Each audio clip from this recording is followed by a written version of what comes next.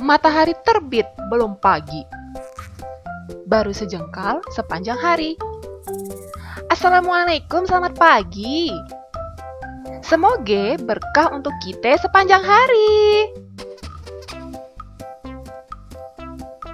Hai, Bu Raihana is back. Simak penjelasan materi hari ini ya. Jangan lupa berdoa sebelum belajar, biar berkah. Hari ini kamu semua akan belajar tentang kebudayaan dari suku Betawi di pertemuan kelima pelajaran IPS. Siswa diharapkan mengetahui dan mampu menjelaskan kebudayaan suku Betawi. Lalu, siswa diharapkan bisa menunjukkan sikap menghargai keberagaman yang ada di Indonesia.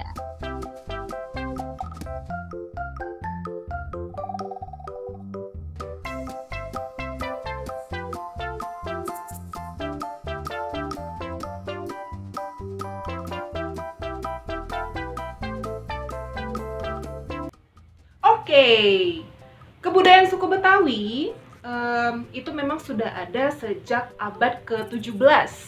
Jadi, suku Betawi itu diperkirakan sudah ada di abad ke-17 di kota Jakarta. Tetapi dulu Jakarta itu bukan bernama Jakarta, melainkan kota Batavia. Nah, suku Betawi ini lahir karena pernikahan silang. Apa itu pernikahan silang? Yaitu pernikahan antar etnis. Jadi, dulu itu kota Batavia itu terdiri dari beberapa banyak kelompok suku.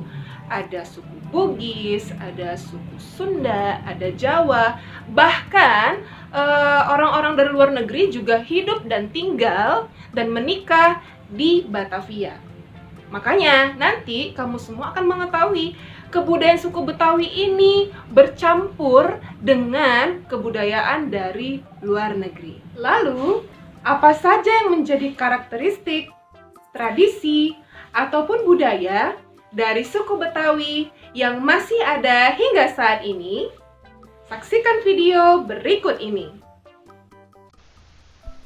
Suku Betawi juga memiliki ciri-ciri atau karakteristik tertentu. Ibu singkat dengan istilah Nyonya Ngorecep. Nyo, nya, ngo, re, cep. Nyo itu kepanjangan dari nyorok. Nyorok adalah mengantarkan makanan atau sesuatu kepada tetangga. Biasanya dilakukan saat bulan puasa. Nya itu kepanjangan dari nyambat. Nyambat adalah kegiatan mengajak orang lain untuk bergotong royong dalam mengerjakan suatu pekerjaan yang berat dan biasanya tidak dibayar. Ngo itu kepanjangan dari ngoret. Ngoret adalah kegiatan membersihkan makam keluarga sebelum menjelang bulan Ramadan. Re itu kepanjangan dari religius. Jadi suku Betawi juga dikenal dengan kereligiusannya. Dan yang terakhir adalah cep atau ceplos. Cara bicara ceplos-ceplos dengan suara keras itu sudah menjadi ciri-ciri dari suku Betawi. Berikut adalah beberapa kebudayaan atau tradisi yang masih ada di Betawi hingga saat ini. Yang pertama itu disebut dengan ondel-ondel. Ondel-ondel ini merupakan boneka raksasa yang dibawa warga keliling kampung untuk mengusir roh jahat. Ondel-ondel juga merupakan lambang kekuatan, tegas, dan berani. Lanjut ada kembang kelapa. Kembang kelapa ini memiliki makna sebagai kemakmuran. Lanjut ada batik Betawi. Batik Betawi sudah diakui oleh UNESCO sebagai warisan budaya dunia. Lanjut ada namanya silat beksi. Silat beksi ini adalah pencak silat khas Indonesia yang masih ada ditekuni. Dan ini diperkenalkan oleh orang Tionghoa atau keturunan etnis Cina bernama Li Cheng-ok. Dulu, silat beksi ini namanya silat bibi. Lanjut ada lenong. Nah, Lenong ini adalah sebuah kesenian teater. Dulu, pemain lenong itu harus melakukan upacara khusus yang berisikan doa dan sesaji sebelum mereka memainkan lenong. Nah, lenong ini sih biasanya lucu ya, Nak, atau kita bisa juga ngeliat seperti stand up komedi kalau kamu tahu. Lanjut, palang pintu. Palang pintu ini adalah sebuah kesenian Betawi, perpaduan antara silat dan pantun. Pernikahan orang Betawi masih memakai tradisi ini. Jadi, palang pintu ini ditujukan kepada pria yang ingin menikah atau meminang seorang perempuan, kemudian dia tunjukkan dengan kemampuan bela dirinya. Kita lanjut kepada pakaian adat dan pakaian sehari-hari dari suku Betawi. Pertama, gambar pertama, ini adalah pakaian sehari-hari dari masyarakat Betawi atau suku Betawi. Pakaian ini disebut dengan sadariah. Lalu, pakaian ini disebut dengan baju serong. Ini dipakai hanya di acara-acara tertentu saja.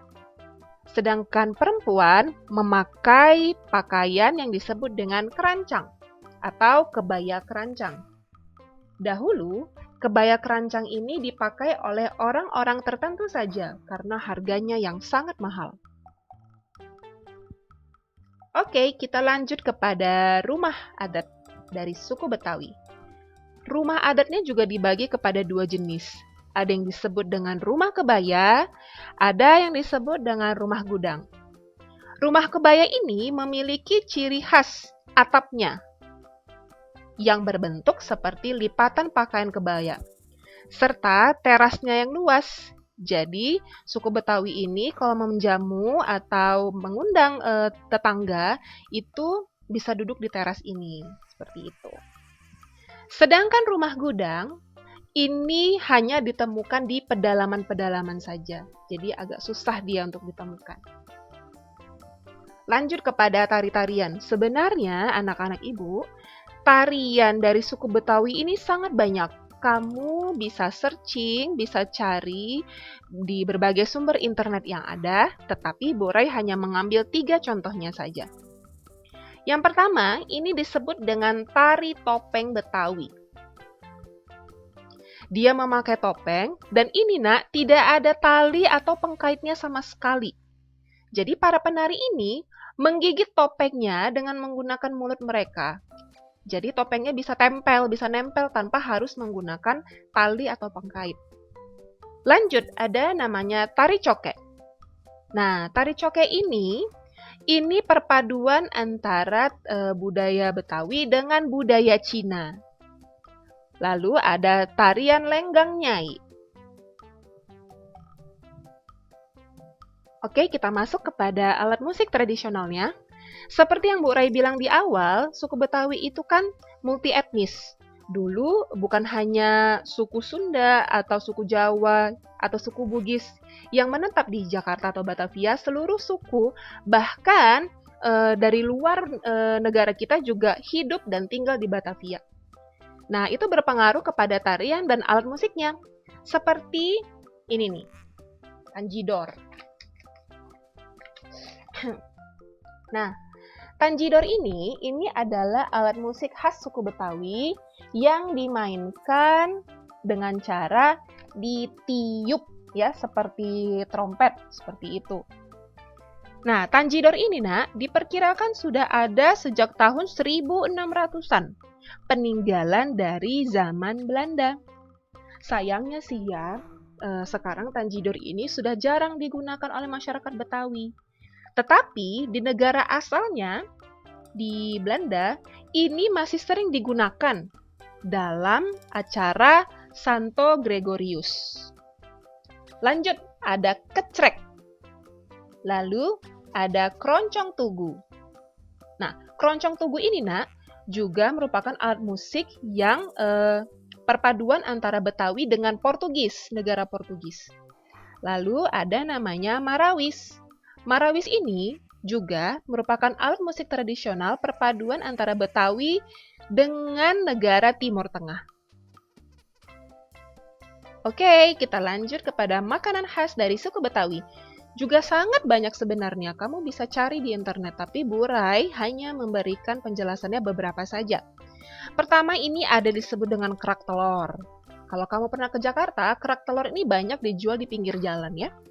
Lalu ada namanya roti buaya.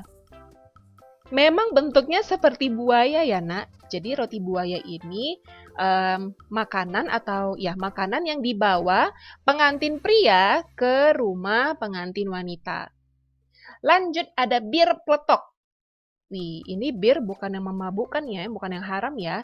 Jadi bir ini isinya adalah rempah-rempah. Ada kayu manis, cengkeh, dan jahe. Justru menyehatkan, bukan memabukkan. Lalu ada makanan yang disebut dengan makanan asinan, seperti itu. Oke, sebelum Bu Rai mengakhiri pelajaran kita pada hari ini, Bu Rai mau menyampaikan kata-kata nasihat dari Imam Syafi'i, yaitu, jika kamu tidak tahan lelahnya belajar, maka kamu akan menanggung perihnya kebodohan. Oke anak-anak Bu Rai, tetap semangat, tetap bahagia, dan jika ada yang ingin ditanyakan, langsung aja japri ke Bu Rainya. Terima kasih. Assalamualaikum warahmatullahi wabarakatuh.